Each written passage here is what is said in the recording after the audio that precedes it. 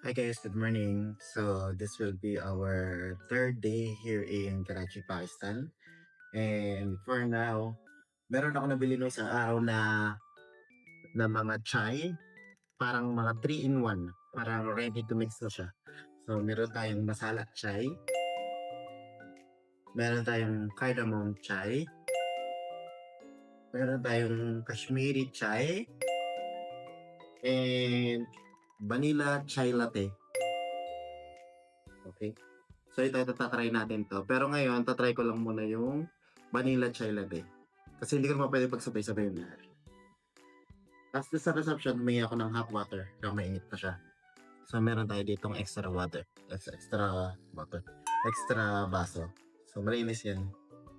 Tapos, kasi napakadami nito. Punong-puno yung tubig.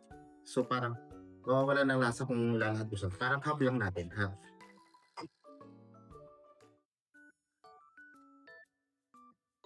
Okay. Kalahating baso lang siya. Tapos isang sachet nitong vanilla chai latte.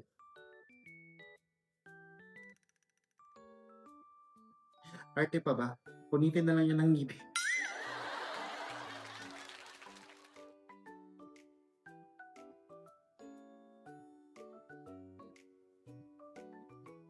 Ang dami yung laman sa loob. Parang sobrang malasa to kasi konti yung tubig ko. Parang napakaunti naman yung tubig ko ngayon.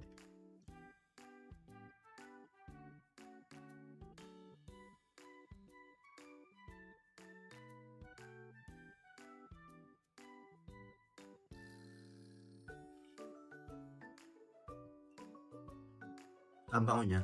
Amoy na yung pagka-chai niya. Kasi dahil vanilla siya, hindi ko naamoy yung vanilla. Naamoy ko yung chai lang talaga. Yung normal na chai na naiinom ko sa Qatar.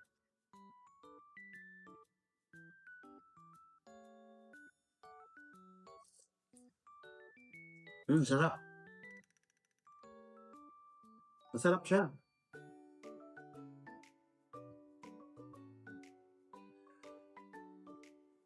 Parang hindi mo lasa yung masyado yung vanilla.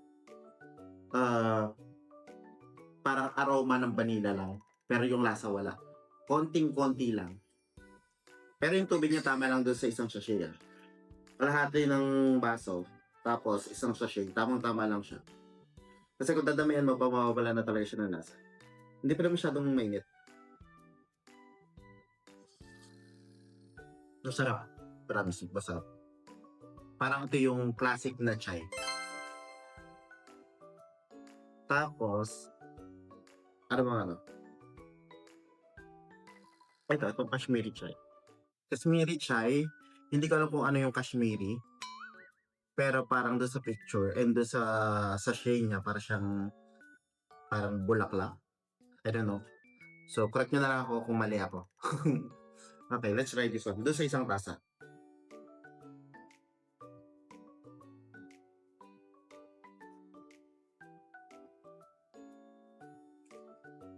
Ang bango niya. Ah, uy, kulay pink siya ha.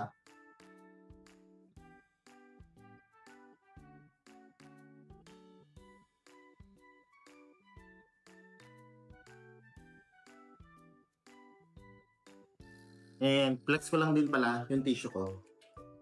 Yung tissue ko, dalawang kulay. Blue and pink. Blue and pink. Blue and pink. Nakakatuwa lang. Kasi hindi ako nakakita niyan sa Qatar. Hindi ako nakakita ng ganyan sa Qatar.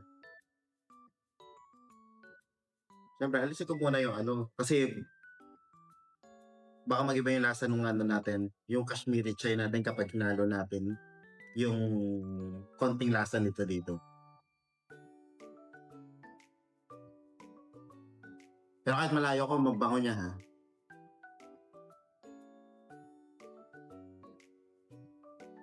Ang bango niya, bango. Sarap.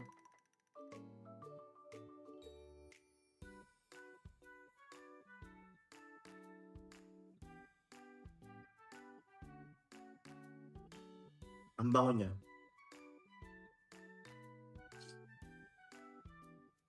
Ang sarap nito. Ito. Ito kung gusto niyo ng classic, ito, vanilla chai latte. Pero kung gusto niyo nung ma-aroma, parang